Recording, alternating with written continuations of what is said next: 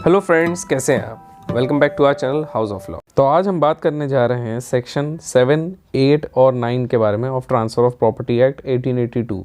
तो चलिए स्टार्ट करते हैं। तो अगर आप सबसे पहले सेक्शन को अपने वेयर एक्ट्स में अगर देखें तो इसमें लिखा हुआ है कि every person competent to contract and entitled to transferable property or authorized to dispose of transferable property not his own is competent to transfer such property either wholly or in part and either absolutely or conditionally in the circumstances to the extent and in the manner allowed and prescribed by any law for the time being in force। ये section देखें तो इसमें कुछ भी जो है वो unique कुछ नहीं है इसके अंदर, क्योंकि ये चीज़ें हम ऑलरेडी सेक्शन 5 में एक तरीके से हम पढ़ चुके हैं। लेकिन सिर्फ सेक्शन 7 में ये दे रखा है कि किस तरीके के पर्सन्स कॉम्पिटेंट है ट्रांसफ़र।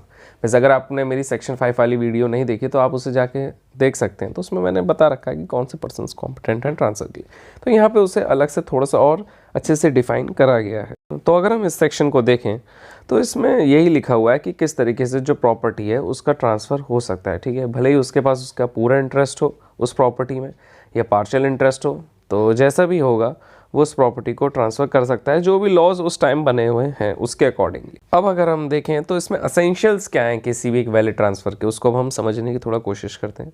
तो इसको मैंने पॉइंट वाइज कर दिया है। तो अगर आप देखें इसमें 5 पॉइंट्स हैं। तो सबसे पहला ये पॉइंट ये है कि जो प्रॉपर्टी है वो ट्रांसफरेबल होनी चाहिए, मतलब कि वो प्रोहिबिटेड नहीं हो अंडर सेक्शन 6। तो जो मेरी लास्ट की 2 वीडियोज़ है उसमें मैंने सेक्शन 6 के बारे में बता रखा है। तो सेक्शन 6 हमें पता है क्या कहता है, what type of property can be transferred. ठीक है, तो उसमें जो प्रॉपर्टीज़ लिखी हुई हैं उनको हम ट्रांसफ़र नहीं कर सकते हैं, बाकी सबको हम ट्रांसफ़र कर सकते हैं। ठीक है, तो सबसे पहला पॉइंट तो यही है। दूसरा पॉइंट ये कि ट्रांसफ़रर जो है वो कॉम्पिटेंट होना चाहिए। ठीक है, तीसरा पॉइंट ये है कि जो ट्रांसफ़रर है उसके पास राइट होना चाहिए कि वो प्रॉपर्टी को ट्रांसफ़र कर सके। ठीक है, ऐसा नहीं है कि उसके पास राइट नहीं है, वो प्रॉपर्टी ट्रांसफर कर रहा है। फोर्थ पॉइंट ये है कि जो ट्रांसफरी है जिसको हम ट्रांसफर कर रहे हैं प्रॉपर्टी, वो भी कॉम्पिटेंट होना चाहिए। ठीक है, इनकॉम्पिटेंट पर्सन को भी नहीं कर सकते। और जो फिफ्थ पॉइंट है कि जो नेसेसरी फॉर्मेलिटीज़ हैं जो भी लॉ की हैं ट्रांसफ़र करने के लिए कोई भी प्रॉपर्टी, वो हमें कंप्लीट करनी ही करनी पड़ेंगी। तो अगर आप देखें तो ये सेम वही कुछ पॉइंट्स हैं जो हमने सेक्शन 5 में ऑलरेडी हम पढ़ के आ रहे हैं। अब जो मैंने इसमें आपको सेकेंड पॉइंट बताया था कि जो ट्रांसफरर है वो कॉम्पिटेंट होना चाहिए, तो अब हम उसको थोड़ा सा और समझने की कोशिश करते हैं कि कॉम्पिटेंसी का क्या मतलब है।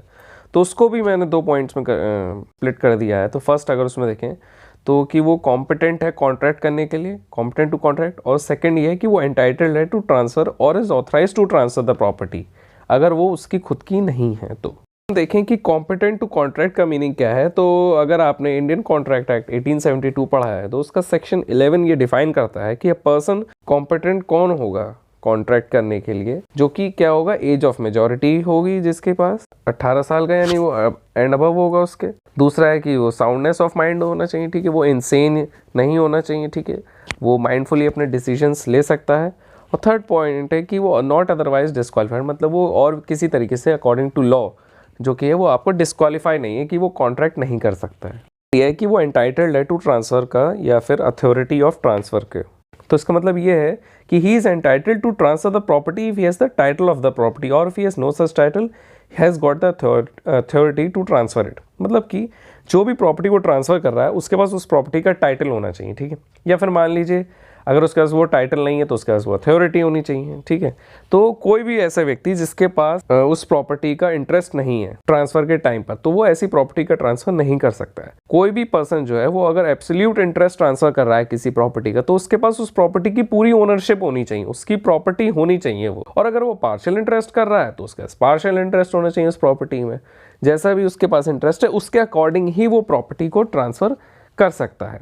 जैसे कि मान लीजिए कोई अगर पर्सन है तो वो सेल या गिफ्ट कर रहा है किसी प्रॉपर्टी का, तो यानी कि उसके पास क्या है, उस प्रॉपर्टी की ओनरशिप, यानी उसका एब्सोल्यूट इंटरेस्ट है उसके पास उस प्रॉपर्टी का, तभी वो उसको पूरा का पूरा सेल कर सकता है या गिफ्ट कर सकता है। या फिर मान लीजिए कोई एक एजेंट है तो उसके प्रिंसिपल ने उसे ऑथराइज कर दिया है कि वो ट्रांसफर कर सकता है कुछ प्रॉपर्टी को, तो उसके पास राइट आ गया कि वो ट्रांसफर कर सकता है उस तरीके की प्रॉपर्टी को। अब हम नेक्स्ट सेक्शन 8 देख लेते हैं, जो कि काफ़ी छोटा सा सेक्शन है। तो इसमें सिंपली ये दे रखा है ऑपरेशन ऑफ ट्रांसफर। तो ट्रांसफर करने पे होता क्या क्या है, सिंपली इस सेक्शन में ये डिफाइन करा गया। तो अनलेस से कोई एक डिफरेंट इंटेंशन इज एक्सप्रेस्ड और नेसेसरी इम्प्लाइड करी जा रही है, जब हम किसी भी प्रॉपर्टी का ट्रांसफर कर रहे हैं, मतलब हम बता रहे हैं या इम्प्लाई हम कर रहे हैं कि ऐसा ऐसा होना चाहिए, तो जब भी हम किसी प्रॉपर्टी का ट्रांसफर करते हैं तो हमेशा आप ध्यान रखिएगा कि उस प्रॉपर्टी से जुड़े हुए जितने भी इंटरेस्ट हैं जो कि ट्रांसफरर केपेबल है पास करने के लिए उस प्रॉपर्टी पर, तो वो सारे के सारे जो आपके क्या होंगे, इंटरेस्ट होंगे, वो ट्रांसफ़र हो जाएंगे ट्रांसफरी के पास, यानी कि जिसको प्रॉपर्टी ट्रांसफर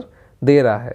इसमें बेयर एक्ट में और इन्होंने आगे मेंशन कर रखा है कि जैसे मान लीजिए कोई प्रॉपर्टी एक लैंड है, तो उससे जुड़े हुए जितने भी ईजमेंट के राइट्स हैं, जो भी रेंट्स हैं, जो भी प्रॉफिट्स हैं, जो भी उस पे मिलेंगे उस प्रॉपर्टी पर, और या फिर जितनी भी थिंग्स अटैच्ड होंगी अर्थ को पे, और जहाँ पे प्रॉपर्टी कोई मशीनरी होगी, तो जो भी अर्थ से जो भी जुड़ी हुई होगी या जो भी मूवेबल पार्ट्स हैं, वो सब भी आपके ट्रांसफ़र हो जाएंगे। और अगर मान लीजिए कोई प्रॉपर्टी है जो कि घर है, तो उस घर से जुड़े हुए जितने भी ईजमेंट के राइट्स होंगे और जो भी रेंट उस प्रॉपर्टी से हमें मिलेगा ट्रांसफ़र होने के बाद, और जो भी locks, keys, bars, doors, Windows वगैरह जो भी उससे सामान परमानेंटली जुड़े हुए हैं, वो सब भी ट्रांसफ़र हो जाएंगे। और जो प्रॉपर्टी है हमारी, तो उससे जुड़े हुए अगर कोई प्रॉपर्टी डेट है या कोई एक्शनेबल क्लेम है, तो जो सिक्योरिटीज़ जो भी होंगी वो भी आपकी क्या हो जाती हैं, सब ट्रांसफ़र हो जाती हैं। लेकिन एरियर्स जो इंटरेस्ट के होते हैं बिफोर द ट्रांसफ़र जो मिलते हैं, वो सब ट्रांसफ़र नहीं होते। और अगर कोई प्रॉपर्टी मनी है या कोई अदर मनी यील्डिंग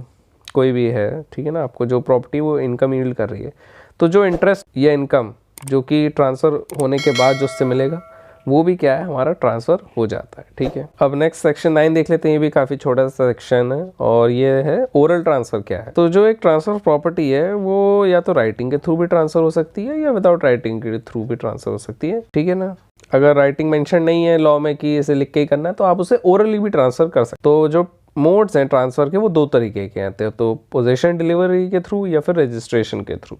लेते हैं डिलीवरी ऑफ पोजेशन। तो नॉर्मली कोई भी जो मूवेबल प्रॉपर्टी होती है वो डिलीवरी ऑफ पोजेशन के थ्रू ट्रांसफर हो जाती है। मान लीजिए आपको किसी को बाइक बेचनी है, ठीक है, तो आप क्या करेंगे, उसको बाइक जाके दे देंगे ना, ठीक है नहीं है, तो क्या हो रहा है, आप उसे अपनी क्या कर रहे हैं, पोजेशन दे रहे हैं, अपने से लेकर आपने उसको पोजेस दे दिया, तो ये पोजेशन का ट्रांसफर हो गया, तो ये ट्रांसफर हो गई प्रॉपर्टी का। तो कई तरीके की ऐसी प्रॉपर्टीज भी होती हैं जहाँ पे राइटिंग की नेसेसरी नहीं होती, ज़रूरत नहीं होती, और उन्हें ओरली ट्रांसफर करा जा सकता है। जैसे मान लीजिए कोई भी मूवेबल प्रॉपर्टी जिसकी वैल्यू 100 रुपीज़ से कम है, यूपी के एक्सेप्शन है, वहाँ पर ऐसा नहीं होता है। उसके अलावा मंथ टू मंथ के जो टेनेंसी हैं, आपके मॉर्गेज हैं जो कि आप डिपॉजिट कर रहे हैं टाइटल डीड्स के, या फिर एक्सचेंज कर रहे हैं किसी मूवेबल प्रॉपर्टी को जो कि 100 रुपीज़ से लेस की वैल्यू करती है, तो इनमें आपको राइटिंग की कोई जरूरत नहीं है, आप सीधे सीधे ऐसे ही ट्रांसफर कर सकते हैं। ठीक है, और जहाँ पे राइटिंग ज़रूरी नहीं है, मतलब आपको लिख के कोई प्रॉपर्टी ट्रांसफर करनी, तो यानी सिंपल सी बात यह है कि आपको वहाँ पे उस प्रॉपर्टी का रजिस्ट्रेशन कराने की भी कोई ज़रूरत नहीं। कहते हैं रजिस्ट्रेशन के थ्रू कैसे होता है, तो जहाँ पे रजिस्ट्रेशन नेसेसरी है, तो वहाँ पे क्या करेंगे, जो ट्रांसफर जो होगा वो राइटिंग में ही होगा हमेशा। ये बात है आपको ध्यान रखनी बहुत ज़रूरी है। तो इस एक्ट में, ठीक है ना, तो हमें बता रखा है कि कहाँ कहाँ पे जो प्रॉपर्टी है वो जो ट्रांसफ़र होगी वो एक रिटन डीड के थ्रू होगी जो कि ड्यूली रजिस्टर्ड होगी। ठीक है, जैसे कि मान लीजिए गिफ्ट कर रहे हैं आप किसी मूवेबल प्रॉपर्टी का, तो उसे हम सेक्शन 123 में देखते हैं। और अगर हम सेल कर रहे हैं किसी मूवेबल प्रॉपर्टी को जो कि 100 रुपीज़ से ज़्यादा की वैल्यू रखती है, ठीक है, तो उसको हम सेक्शन 54 में देखते हैं। जैसे आपके लीज होते हैं जो कि ईयर टू ईयर के होते हैं, या फिर एक टर्म के लिए होते हैं जो एक्सीड करता है 1 साल या उससे ज़्यादा के लिए, जैसे कि सेक्शन 107 में हम उसे देखते हैं। फिर कोई सिंपल मॉर्गेज है जो irrespective of the amount secure करा जा रहा है, जो सेक्शन 59 में है। उसके अलावा एक्सचेंज कर रहे हैं मूवेबल प्रॉपर्टी का जिसकी वैल्यू 100 रुपीज़ से ज़्यादा है, जो कि हम सेक्शन 118 में देखते हैं। तो मुझे उम्मीद है कि आपको इस वीडियो में सेक्शन 7, 8 और 9 तीनों अच्छे से समझ आ गए होंगे। ये बेसिकली तीनों काफ़ी छोटे छोटे सेक्शंस हैं, लेकिन थोड़ा सा इन्हें समझना ज़रूरी है कि ये इनका क्या मीनिंग है और इससे हमें क्या अच्छे समझ आता है। ठीक है, तो अगर आपको मेरा ये वीडियो पसंद आता है तो इसे लाइक करें, शेयर करें और मेरे चैनल हाउस ऑफ लॉ को सब्सक्राइब ज़रूर करें। तो मिलते हैं आपसे नेक्स्ट वीडियो में। Good bye.